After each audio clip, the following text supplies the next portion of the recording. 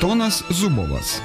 Rusijos valstybės ir karo veikėjas. Šventosios Romos imperijos kunigaikštis, Jekaterinos II meilužis.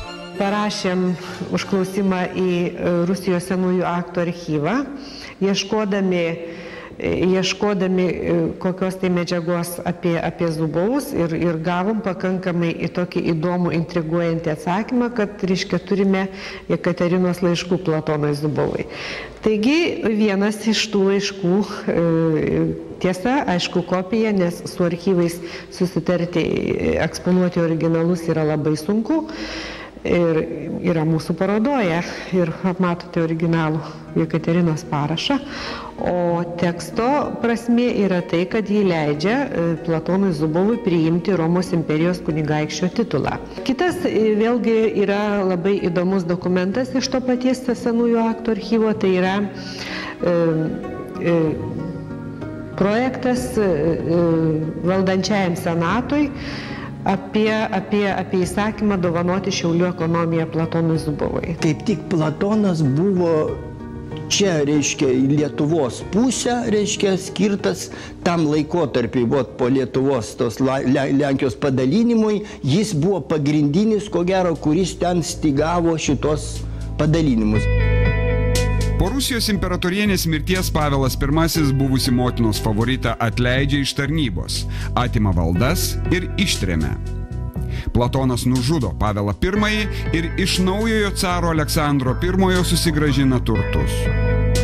Tai yra XIX amžiaus pradžios nežinomo dailininko pieštas Zubovų giminės genealoginis medis.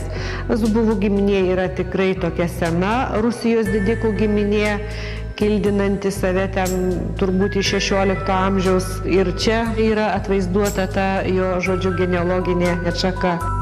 Zubovų kaip grafų istorija prasideda nuo Platono tėvo. Jo tėvas Aleksandras, kuris, reiškia, per Saltykovą, vieną iš karo jau vadų, Rusijos jau caro, jau aukšto lygio, jis pradžioj buvo kaip jo ten, reiškia, tų dvarų, kaip prižiūrėjo, nu, reiškia, jau jis su jais suėjo arčiau. Jam už nuopelnus davė grafo titulą. Su jo visiems vaikam ir taip toliau anūkam. Tai visa pradžia, reiškia, principė buvo jau iš Platono tėvo. Jauni, gražūs ir įtakingi Rusijoje buvo ir Platono broliai. Pagrindinai buvo, reiškia, Platonas, Valerijonas, kaip karo vadas, ir Nikolajus, kuris jau buvo Suvorovo dukterį vedęs. O kadangi Suvorovas jau buvo šventas daiktas Rusijos imperija, jau buvo taip kaip simbolis, tai ypač jos tas gyvenimas ir jo, jau jie buvo vėl per Suvorovo sistemą vėl, ir tas brolis įleistas čia ne vien, kad tik per Platoną, bet jie patys per tas vestuvių, nu, reiškia, per jų, reiškia, per vedybas jie savo atskirai užsitvirtino taip pat visą tą sistemą, ir visur rašoma, net kai kur, kad tai yra Zubovų klanas, kaip buvo. Nu, principiai, jeigu protingi broliai sugeba kartu, reiškia, nutvarkyti, nu, tai čia tik džiaugtis yra, kad nesimuša broliai, o kaip sakant, viens kitam padeda. Rūmų žaidimo taisyklės gerai žinojo ir sesuo Olga Žerepcova. Žerepcova buvo jų sesuo, kuri pagrindai su pinigais sėdėjo užsienį, kai jie perversmą darė. Tai jinai buvo pagrindinė, jinai, reiškia, buvo, tai net turėjo net nesantuokinį nuo Anglijos karaliaus kažkokį, tai jinai buvo ten, tais laikais buvo visi metodai geri, jeigu duoda rezultatą, kaip sakant. Nu ir dabar panašiai, reiškia, nieko naujo nėra. Ir kuomet, reiškia, atėjo jau Platonas į Lietuvą į savo valdas, pirmiausia atvažiavo Žerepcovas. Tai reiškia, jisai savo, reiškia, sesers vyro paprašė, kad jis jau tą ekonominę pusę pradėtų žiūrėti. Zubovų palikuonis yra sudaręs įspūdingos apimties savo giminės genealoginį medį. Kiekvieną kartą, norėdamas jį eksponuoti, turi problemų. Tad prašo padėkoti Kauno zoologijos muziejui, kuris įsileido tiek kvadratinių metrų užimančius jo protėvius. 1, 2, 3, 4, 5, 6, aš 7. Gintaras Slavinskas atsekė kraujo ryšius su garsiausiomis Rusijos giminėmis. Šaknų paieškos atvedė iki Tolstojaus. Giminiai stiprybės pridėjo ir reformatorius Stolypinas. Su kuo tik nemaišytas kraujas. Čia mūsų, konkrečiai ispanų kraujas, reiškia. Čia yra tikrai prancūzas, šitos Nikolajos žmona, reiškia, šita Aleksandra de Modène, o jos tikra, reiškia, tas pavardė, tai yra Charles de Raymond Moiron Comte de Modène. Kitas įspūdingos apimties genealoginis medis atveda prie Lietuvos, Rusijos ir visos Europos istorijos ištakų. Romanovų, Naryškinų, Čerkaskių, Saltykovų, Modenų ir Gediminaičių herbai pažymėti neatsitiktinai. Tai vis Zubovų protėvių kraujas. Pati garsiausia per moterišką liniją tai yra Romanovų, tai yra Rusijos carų paskutinių, reiškia, jau po Riurikų giminės, kai perėjo į Romanovų giminę, tai reiškia, caro pirmojo tėvo, reiškia, teta buvo promočiutė, reiškia. O čia jisai padarė savo sūnų caru.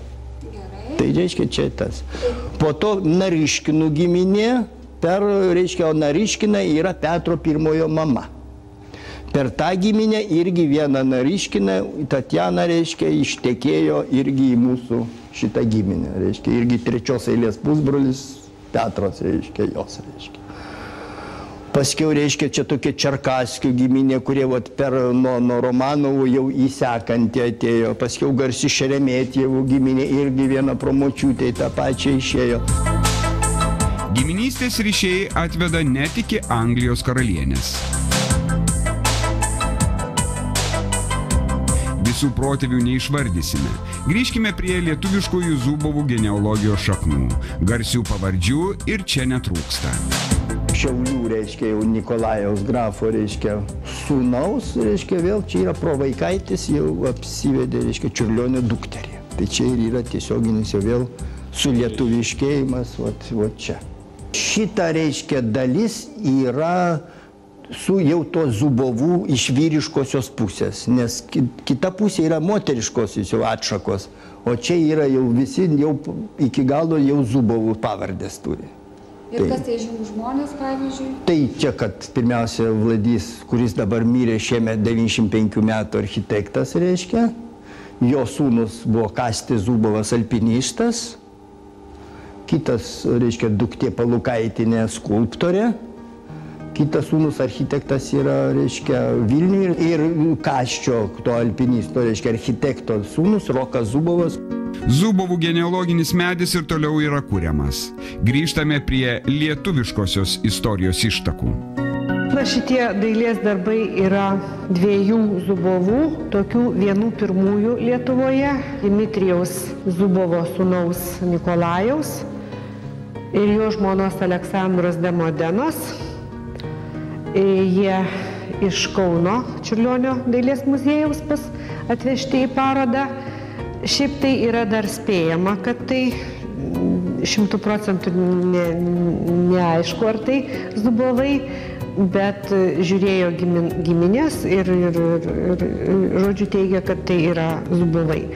O šitie Zubovai tai žymus turbūt tuo, kad jie kaip ir pirmieji pasijautė tokie šeimininkais krašte.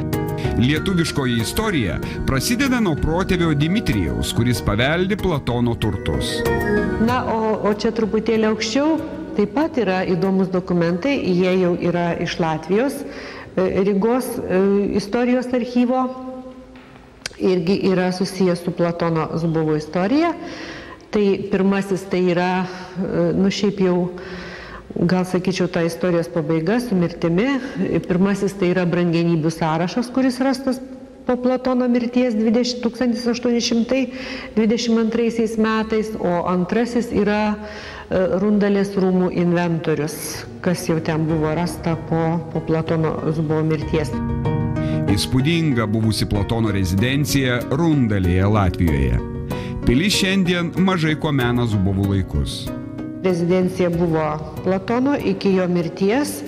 Po jo mirties Rundalė atiteko žmonai Teklei Valentinovič ir toliau, kuri vėliau ištekėjo jau už rusų grafo Šuvalovo ir žodžiu su Zubovais visa istorija ir nutrūko.